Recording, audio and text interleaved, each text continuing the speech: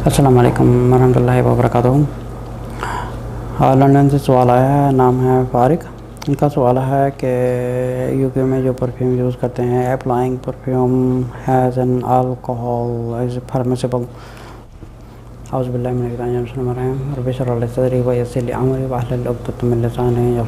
उनका सवाल ये है कि लंदन में रहते हैं और अप्लाइंग पर अल्कोहल परफ्यूम। अच्छा, इनका सवाल ये है कि जो अल्कोहल वगैरह के जो परफ्यूम होते हैं, क्या ये यूज़ करना जायज़ है। अच्छा, इसके ऊपर ना काफ़ी स्कॉलर्स वगैरह का इसके ऊपर कॉन्फ्लिक्ट वगैरह है। कुछ स्कॉलर्स वगैरह हैं, वो कहते हैं कि परमिसिबल है, कुछ कहते हैं हराम है, कुछ कहते हैं इट्स ओके, कुछ लोग कहते हैं कि जायज़ नहीं है, मकरूह है, फलाना फलाना। सब एक का अपना ओपिनियन है। So I will give my own opinion.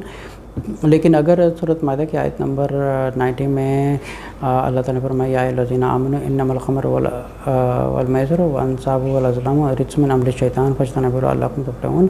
अच्छा, ये जो इंटॉक्सिकेशंस हैं, इसमें अल्कोहल भी शामिल है।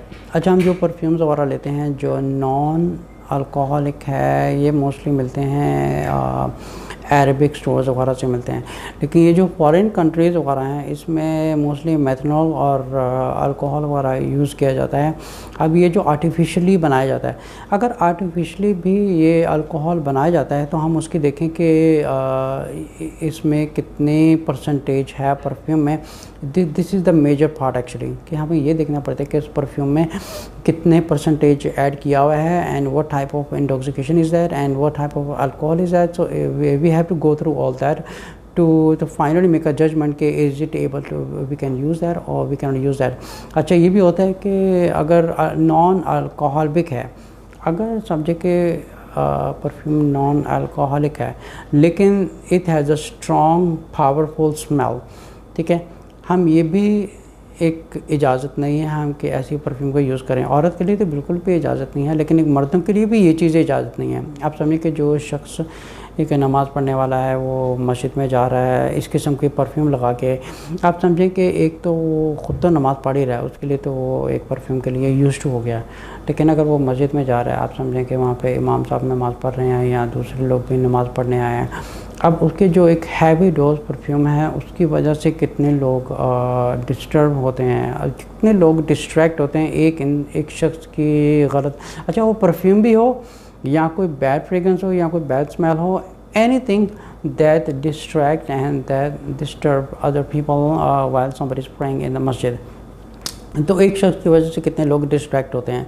लेकिन अगर ये तो थी आम परफ्यूम वगैरह, ठीक है। अब ये बात आ गई कि अल्कोहल वाले परफ्यूम यूज़ कर सकते हैं। नहीं, अल्कोहल वाली परफ्यूम को यूज़ करना इट इज़ नॉट रिकमेंडेड, क्योंकि उसमें अल्कोहल नेचुरली होता है, और जो अल्कोहल वाली होती है naturally it gives a more attraction to non महरम एंड अदर पीपल, तो and also while praying it distract other people also.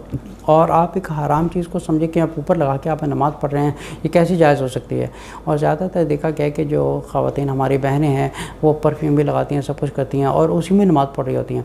अच्छा, इसी चीज़ को कहा गया है खुशू और खुजू वाली नमाज, जो नमाज में आप इस तरह नमाज़ पढ़ें कि जिसके आपको 100% बाय 100% मार्क्स मिले। अब ऐसा नहीं है कि आपके कपड़े ठीक नहीं है, आपने परफ्यूम लगाई हुई है, मेकअप लगाया हुआ है, मेहंदी लगाई हुई है, या बालों को ब्राउन बनाया हुआ है या कुछ भी, तो इसमें जो आपकी जो 100 मार्क्स मिले हैं नमाज में, वो कट डाउन होकर पता चलता है कि आपको सिर्फ उसमें से 5% मार्क्स मिले हैं, बाकी 95 आपके बेकार हो गए, क्योंकि आपने खुशू वाली नमाज का आपने जो एक फार्मूला था उसको आपने फॉलो नहीं किया। लेकिन जो इनका सवाल था अल्कोहल वाले जो परफ्यूम है यूज़ कर सकते हैं, आई would not recommend that and totally forbidden. जहाँ पे सवाल आता है जैसे सऊदीया वगैरह है, यहाँ पे जो अरबिक कंपनीज़ वगैरह बनाती हैं, you can trust this companies because हमें पता है कि ये मुस्लिम कंट्रीज़ वगैरह में बनाए जाते हैं। लेकिन ये जहाँ पे ये इंग्लैंड वगैरह है या फॉरेन कंट्रीज़ जो नॉन इस्लामिक कंट्रीज़ है, we can not trust them because we don't know what type of artificial material they are using, जो उनकी इंग्रेडिएंट्स वगैरह होती हैं, we don't know what type of material they are using and we are not 100% sure. तो basically मैं आपको सबको ये चीज़ को मैं रेकमेंड करता हूँ, if you want to use the perfume please go to some Islamic store where natural आप अतर यूज़ कर लें। और इस तरह भी अतर आते हैं जो बहुत ही बेस्ट होते हैं नॉन इस्लामिक से। लेकिन हमारी जो मुसलमान उम्मत है बहुत ज़्यादा एक वेस्टर्न कल्चर की तरफ जा रही है।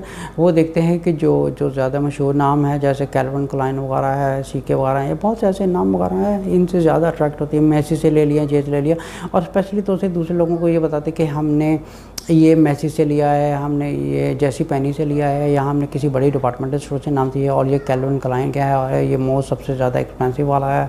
हमें ये करने की ज़रूरत नहीं है, बिकॉज हम किसी एक इस्लामिक स्टोर पे जाएं तो वहाँ पे एक अच्छा खूबसूरत सा फ्लेवर वाला एक नॉन अल्कोहलिक अतर यूज़ कर सकते हैं। और उनके पास ये नहीं कि सिर्फ ये कैल्विन क्लाइन ही अच्छे बनाते हैं, ऑफकोर्स के इस्लामिक स्टोर्स वगैरह बनवाते हैं, क्योंकि ऑफकोर्स सऊदी में भी कंपनीज़ हैं और दुबई में भी कंपनीज़ हैं, और बहुत सी इजिप्ट वगैरह से भी परफ्यूम्स वगैरह आते हैं। तो आप I would recommend you to use that, क्योंकि myself I use those flavours जो एक लाइट होते हैं, जो आपके जो समझे कि बॉडी से स्मेल वगैरह आती है, it will not let others to disturb from your body smell. लेकिन ये जो अदर्स वगैरह होते हैं, it really helps you a lot. लेकिन आप इतना स्ट्रॉन्ग भी ना यूज़ करें कि दूसरे लोग भी वो डिस्ट्रैक्ट हों, उनकी भी नमाज़ें ख़राब हों। लेकिन I would not recommend it to use alcoholic perfumes and buying from foreign countries and from like London or America or wherever you want, but rather I would suggest you to just go to some Islamic store and buy some type of like a best flavor other that is like a natural made, that is more better for you, और एक हलाल होता है। सबसे बड़ी बात यह कि हलाल होता है। अस्सलाम वालेकुम रहमतुल्लाहि व बरकातहू।